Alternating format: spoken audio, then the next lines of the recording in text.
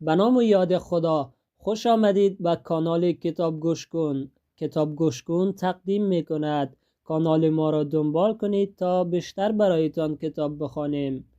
عنوان کتاب معجزه سحرخیزی، نویسنده هال الرود، گوینده رحمت الله مرادی.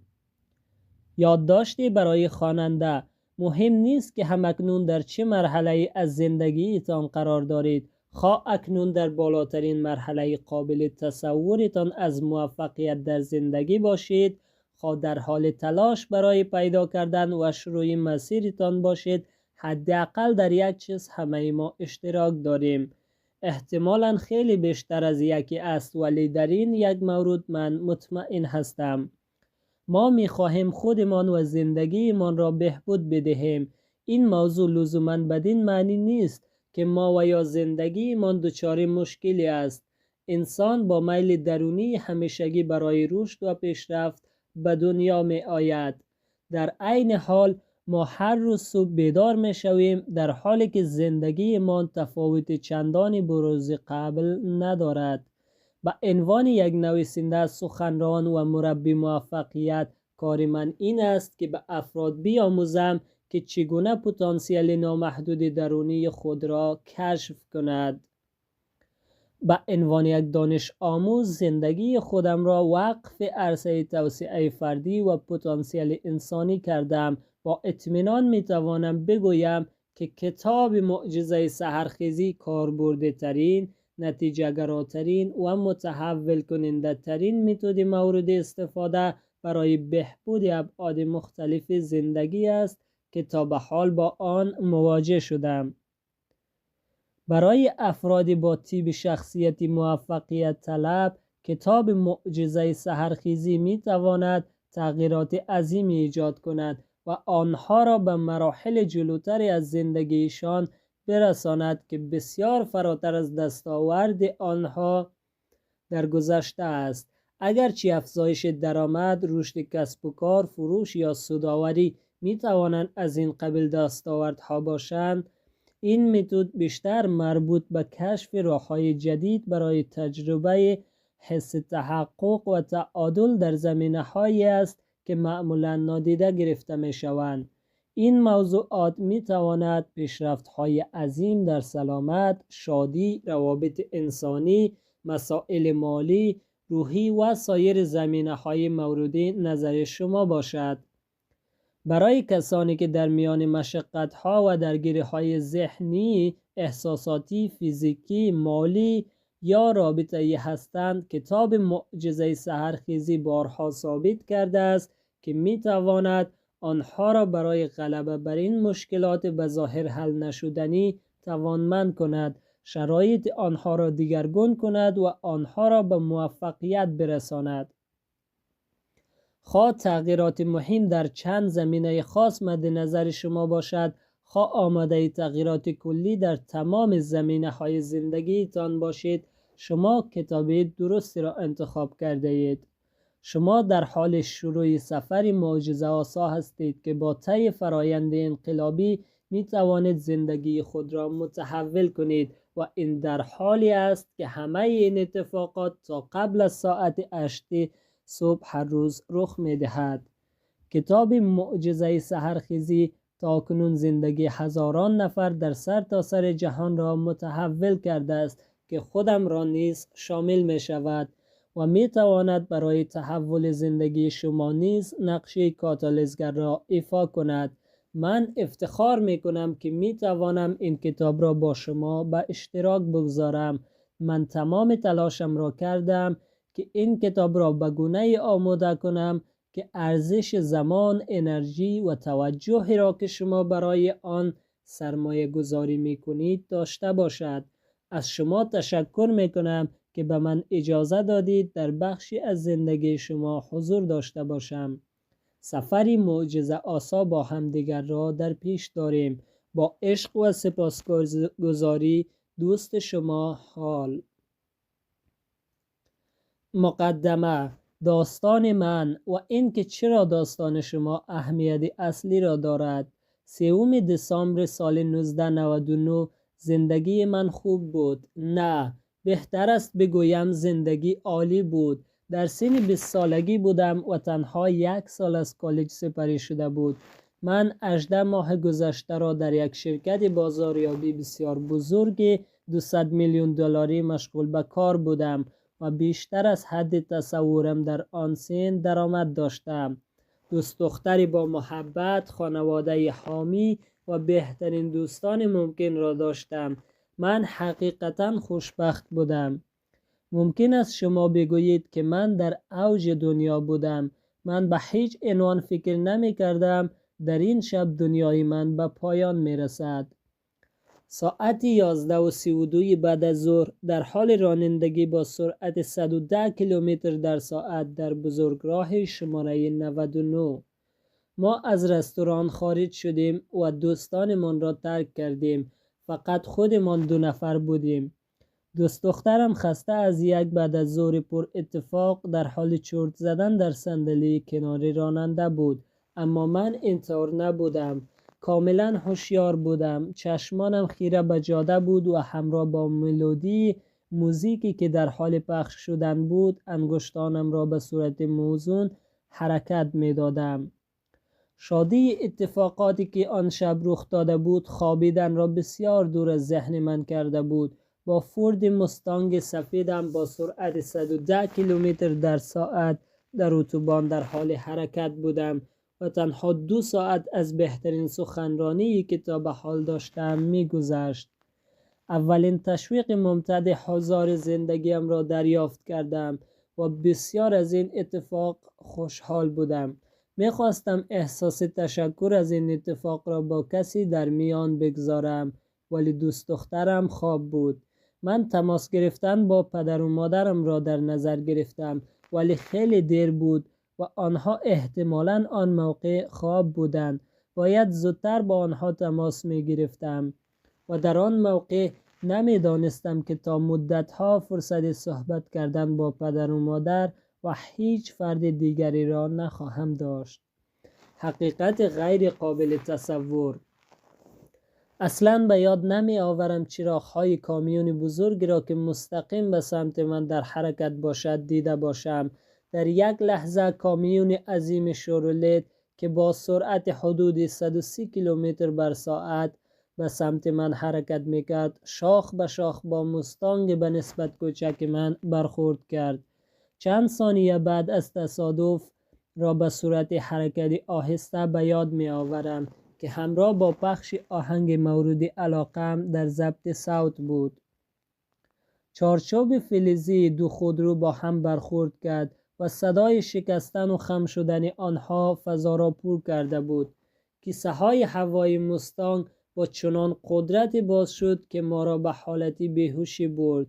مغزم که هنوز با سرعت 110 کیلومتر بر ساعت در درون سرم حرکت میکرد با شدت به جمجمه‌ام برخورد کرد و بخش زیادی از بافت لوبی جلوی آن نابود شد. پس از تصادف اولین ضربه‌ای که به ماشین من وارد شد باعث شد عقب مستانگ من به لاین سمت راست کشیده شود و در سمت راننده ماشین را به هدف غیر قابل اجتناب برای خودروی پشت سر که یک سدان بود تبدیل کرد. این خودرو که راننده آن جوان 16 ساله بود با سرعت 110 کیلومتر بر ساعت به درب راننده خودروی من برخورد کرد. درب خودرو سمت چپ بدن من را له کرد. چارچوب فلزی سقف وارد سر من شد و جمجمه من را باز کرد و تقریبا گوش چپ من را قطع کرد. استخوان چشم سمت چپ من کاملا خرد شد و چشمم را به صورت خطرناک بدون حمایت قرار داد. دست چپ من شکست. عصب بازویم قطع شد و آرنجم خرد شد. استخوان شکست شده هموروس دستم پوست پشت ماهیچه 2 سر بازویم را سوراخ کرده بود. لگنم بین قسمت جلوی سدان و کنسول مستانگ قرار گرفته بود و از 3 قسمت مختلف ترک برداشته بود. در نهایت استخوان فمور من که بزرگترین استخوان بدن است شکست و 2 نیم شد و یک قسمت آن از پوست من رد شد و سوراخی را در لباس سیاهم ایجاد کرد. خون همه جا را فرا گرفته بود. بدن من متلاشی شده بود و مغز من آسیبی مدام العمر دیده بود. در اثر درد طاقت فرسا بدن من به حالت خاموشی رفت. فشار خونم کاهش شدید پیدا کرد. همه چیز جلوی چشمانم سیاه شد و من به کما رفتم. شما تنها 2 بار زندگی میکنید؟ اتفاقاتی که بعد از آن تصادف برای من رخ داد باور نکردنی بود و برخی این اتفاقات را معجزه می دانستند. گروه های امداد اورژانس به محل حادثه رسیدند و با استفاده از ابزار مخصوص بدن من را از خودرو جدا کردند.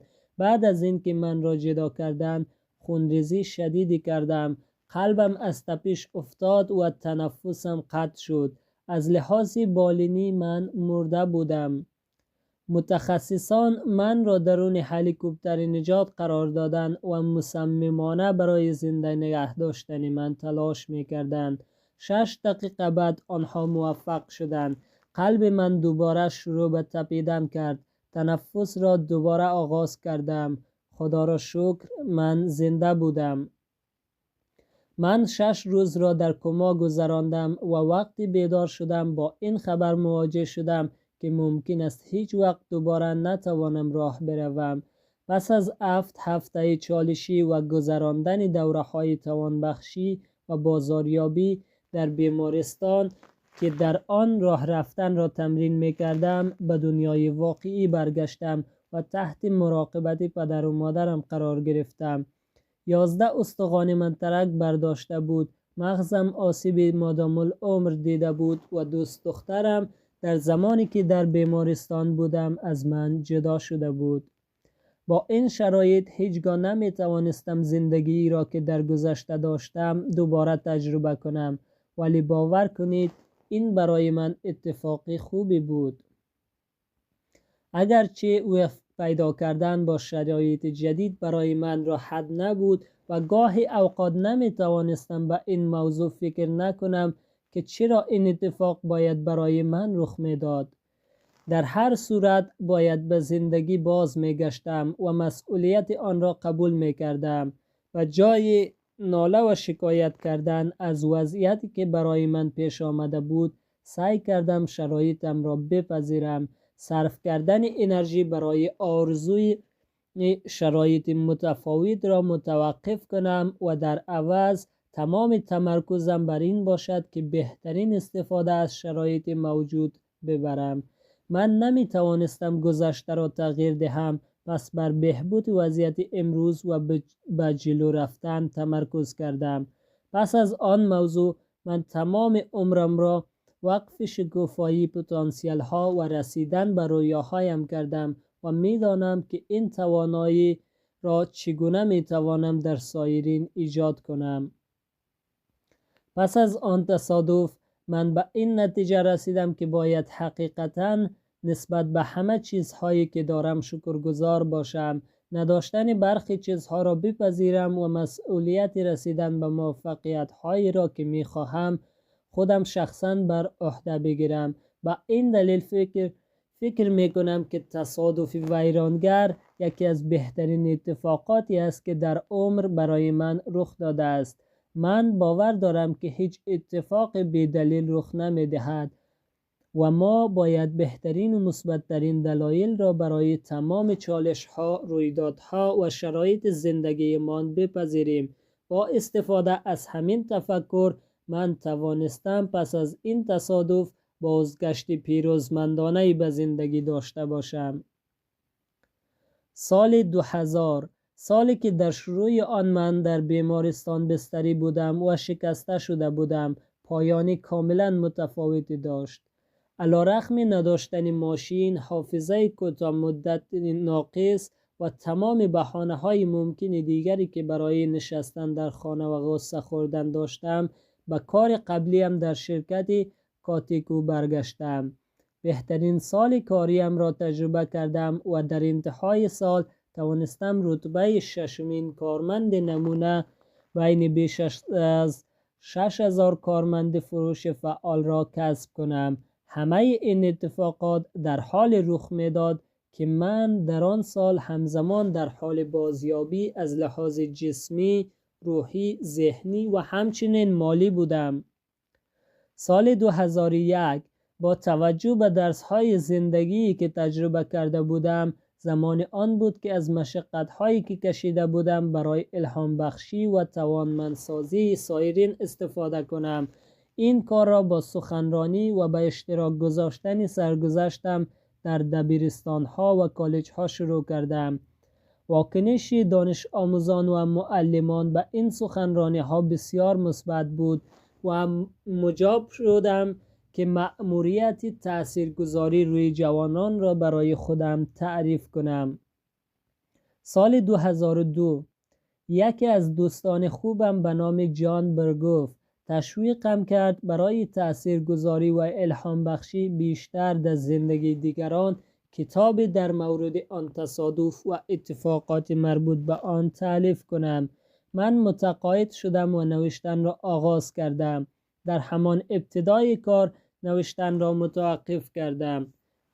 من نویسنده خوبی نبودم. حتی انشا نوشتن در دوره دبیرستان نیز برای من چالش برانگیز بود، چه برسد به نوشتن کتاب. پس از تلاش‌های فراوان که معمولاً به ناامیدی و خیره ماندن به صفحه نمایش منجر می‌شد، به نظر نمی‌رسید بتوانم کتاب تألیف کنم. در این سال من توانستم برای دومین سال متوالی جزو 10 فروشنده برتر شرکت کاتیگو قرار بگیرم.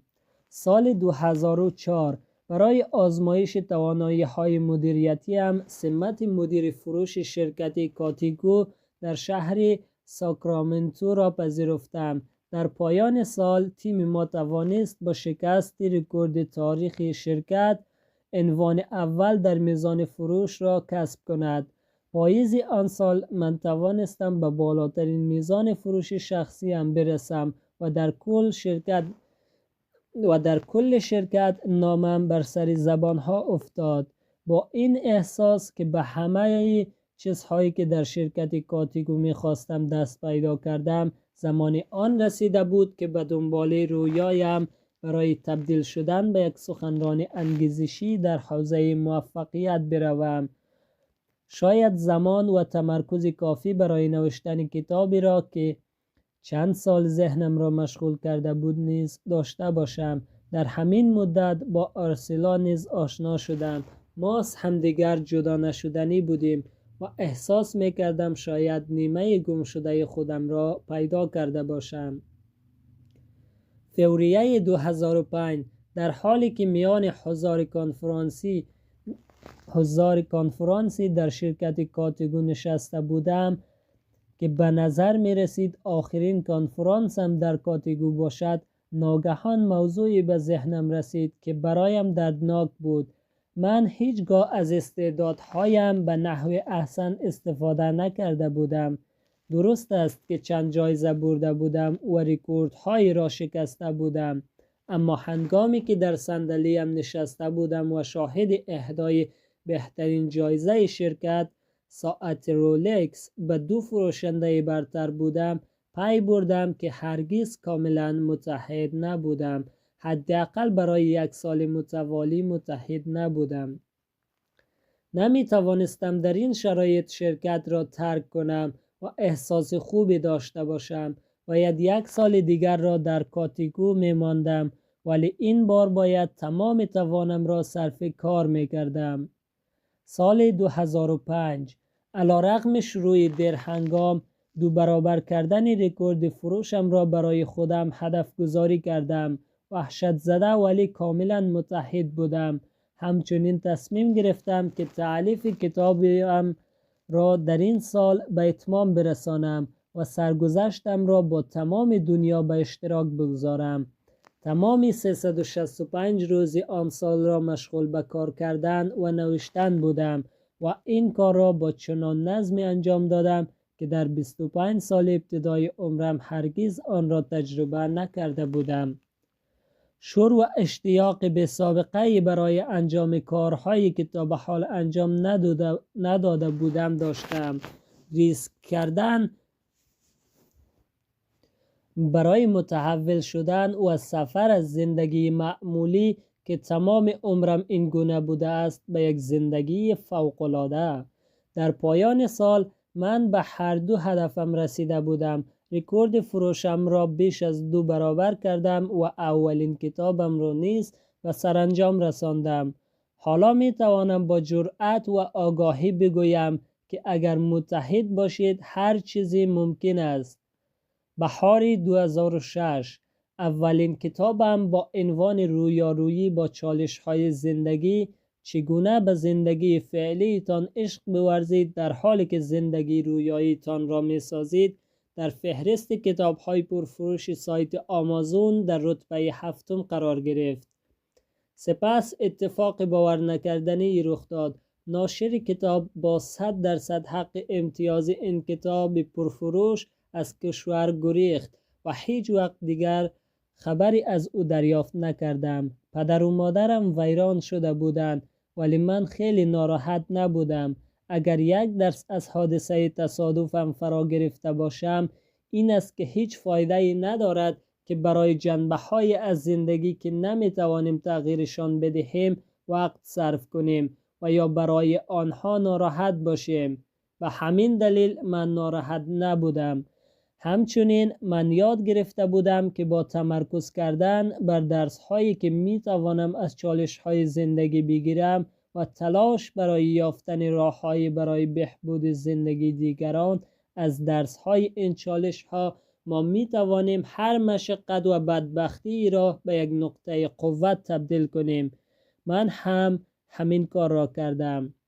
سال 2006 تقریباً بدون هیچ دانشی از اینکه مربیگری حرفه‌ای چه توانایی‌های لازم دارد، هنگامی که یک مشاور مالی 40 چند ساله از من خواست مربی او بشوم، من به طور تصادفی تبدیل به مربی زندگی و موفقیت کسب و کار شدم. من این پیشنهاد را پذیرفتم. به این کار بسیار علاقه‌مند شدم. اولین شاگردم نتایج مثبتی را در زندگی شخصی و کاریش مشاهده کرد و من از اینکه می توانستم به عنوان مربی در زندگی بقیه تأثیر مثبت بگذارم بسیار خوشحال بودم. در سن 26 سالگی شانس من برای موفقیت به عنوان مربی حرفه‌ای تقریبا نزدیک 0 بود، ولی از آنجایی که موفقیت در این حرفه یکی از اهداف زندگی من بود، در هر صورت به دنبال این هدف رفتم. من در این کار به شدت پیشرفت کردم و مربی صدها کارآفرین، فروشنده و صاحب کسب و کار شدم. اندکی بعد باشگاه دختران و پسران آمریکا به عنوان سخنران در یک کنفرانس ملی از من دعوت کردند و من اولین درآمدم از راه سخنرانی را به دست آوردم. اگرچه از سال 1998 تا به حال من برای مخاطبان زیادی که معمولاً فروشنده ها و مدیران بودند سخنرانی می کردم، با توجه به ظاهر تقریباً جوان، موهای وزوزی و اسم مستعار رفیق که به آن شناخته می شدم، تاثیرگذاری بر روی زندگی جوانان راهی بود که باید می رفتم. من سخنرانی هایم را از دبیرستان ها و کالج ها شروع کردم و سرگذشت زندگیم را با آنها به اشتراک می گذاشتم. سال 2007 سالی که زندگیم نابود شد. اقتصاد ایالات متحده آمریکا را بحران فرا گرفت. یک شبه درآمدم به نصف کاهش پیدا کرد. شاگردانم دیگر توانایی پرداخت هزینه های مربیگری من را نداشتند و من هم نمی توانستم صورت حساب هایم از جمله قسط خانه را بپردازم. $425,000 بدهی بالا آورده بودم و زندگیم نابود شده بود. از لحاظ ذهنی، جسمی، احساسی و مالی به آخر خط رسیده بودم. هیچ وقت در زندگیم تا این حد احساس ناامیدی، در هم شکستگی و افسردگی نکرده بودم. سرگشته و پریشان از اینکه چگونه میتوانم دوباره زندگیم را درست کنم، با ناامیدی به دنبال جوابهای برای سوالات به ظاهر حل نشدنیم بودم. و خواندن کتاب‌های خود آموز موفقیت روی آوردم. در سمینارهای مختلف شرکت کردم و حتی یک مربی شخصی استخدام کردم، اما هیچ کدام مؤثر نبود.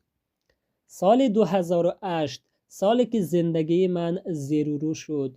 بالاخره شرایط بد زندگیم را به یکی از دوستان نزدیکم گفتم. تا آن لحظه موفق شده بودم این موضوع را کاملا مخفی نگه دارم. دوستم از من پرسید آیا ورزش میکنی؟ پاسخ دادم نه، من حتی از تخت خوابم هم نمیتوانم بیرون بیایم. او گفت شروع به دویدن کن، به تو کمک میکند که احساس بهتری داشته باشی و واضح‌تر فکر کنی. از پیاده روی متنفر بودم، ولی از آن جایی که مستعسل شده بودم به نصیحت او گوش کردم و دویدن را آغاز کردم. در اولین تجربه دویدن به ادراک رسیدم که به نقطه عطف در زندگیم تبدیل شد. در فصل دوم کتاب جزئیات آن را شرح دادم. پس از آن به من الهام شد که با تهیه یک برنامه توسعه فردی به شخصی که می خواهم تبدیل شوم و بتوانم مشکلاتم را حل کنم و زندگیم را دگرگون سازم. به طور شگفت انگیز این راه جواب داد. همه جنبه های زندگیم با چنان سرعت متحول شد که اسم آن را معجزه سحرخیزی نامگذاری کردم. پاییز 2008 توسعه معجزه صبحگاهی را ادامه دادم. انواع تمرینات متفاوت توسعه فردی و زمانبندی های مختلف خواب را امتحان کردم و در مورد میزان واقعی نیاز انسان به خواب تحقیق کردم. یافته های این تحقیقات با فرضیات و الگوهای ذهنی که اکثر مردم از جمله خودم داشتم کاملا در تناقض بود. از آنجایی که نتایج تحقیقاتم خیلی مورد علاقه من بود، آنها را با شاگردانم به اشتراک گذاشتم و آنها نیز به اندازه من مجذوب این نتایج شدند. آنها این موضوع را با دوستان، خانواده و همکارانشان در میان گذاشتند. بدون اینکه انتظارش را داشته باشم، ناگهان می دیدم افرادی که هرگز آنها را ندیده بودم در مورد معجزه سحرخیزیشان صحبت می کردند. در این مورد بعداً بیشتر توضیح خواهم داد. سال 2009 بهترین سال من تا آن موقع. من با زن رویاییم ازدواج کردم. همسرم حامله شد و دخترمان در همان سال به دنیا آمد. کسب و کار مربیگری من در حال پیشرفت بود و به طوری که برای شاگردانم لیست انتظار داشتم. حرفه سخنرانیم اوج گرفت. من در دبیرستان‌ها، کالج‌ها و کنفرانس‌های شرکت‌ها و سازمان‌های عام المنفعه به عنوان سخنرانی می‌کردم. معجزه سحرخیزی همچون شعله‌های آتش پخش می‌شد و انتشار می‌یافت. هر روز ایمیل های فراوان دریافت می کردم که به من می گفتند زندگی آنها با معجزه سحرخیزی متحول شده است. من نسبت به اشتراک گذاری آن با دنیا احساس مسئولیت می کردم و نوشتن کتاب بهترین راه برای رسیدن به این خواسته بود. آرام آرام دوباره نوشتن را شروع کردم. اشتباه نکنید، من همچنان نویسنده خوبی نیستم، ولی کاملا متحدم. همانطور که دوست خوبم روماسیو فالچر همیشه میگوید اگر متحد باشید همیشه یک راه وجود دارد. با چالش های زندگیتان روبرو شوید. من داستان زندگیم را به این دلیل با شما به اشتراک گذاشتم که مدرک ارائه دهم تا متوجه شوید که بر چه شرایطی میتوان فائق آمد و به چه چیزهایی میتوان دست یافت. مهم نیست چالش های شما چقدر سخت است. اگر من توانستم از شرایطی که تقریبا مرده بودم و پزشکان به من گفتند که دیگر هرگز نمیتوانم راه بروم و کاملا شکسته و افسرده شده بودم و نمی توانستم از تخت خوابم بیرون بیایم، زندگیم را تغییر دهم و به رویاهایم برسم، شما عذر قابل قبولی ندارید که نتوانید بر موانع و محدودیت هایی که شما را از رویاهایتان دور نگه می دارند غلبه کنید.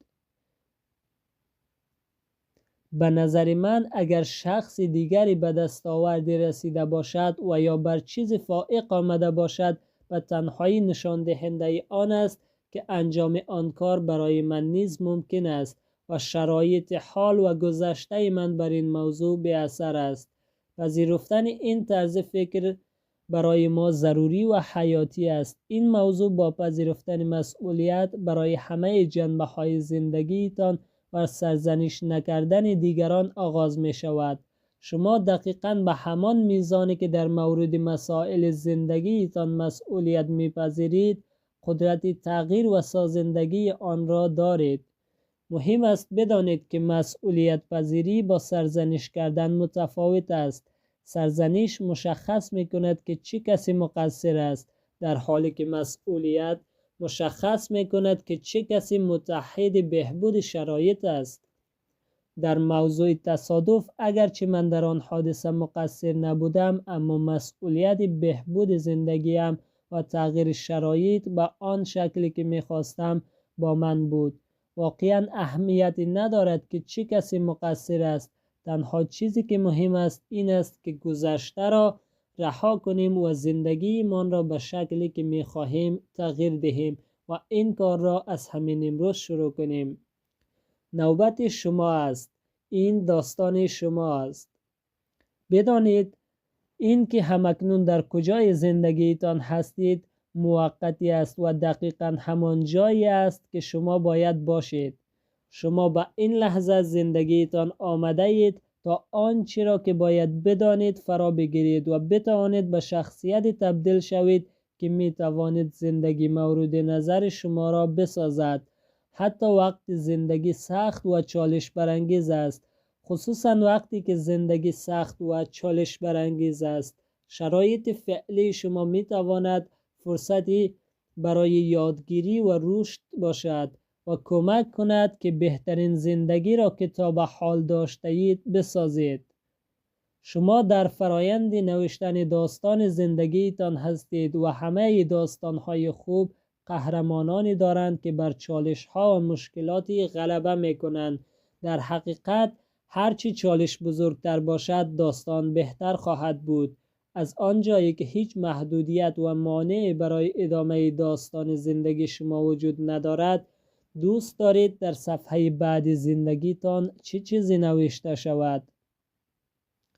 خبر خوب برای شما این است که می توانید هر چیزی را که می خواهید در زندگیتان تغییر دهید یا آن را به وجود آورید و از همین الان شروع کنید. اشتباه نکنید. من نمی گویم که بدون تلاش می توانید این کار را انجام دهید، اما اگر شخصیت خودتان را به درستی پرورش و توسعه دهید، به راحتی می توانید به هر چی که در زندگی می خواهید برسید و یا آنها را بسازید. این کتاب در همین مورد است. به شما کمک می کند که به شخصی که می خواهید باشید تبدیل شوید و به این وسیله هر چیز را که می خواهید به دست آورید. هیچ محدودیتی در این راه وجود ندارد.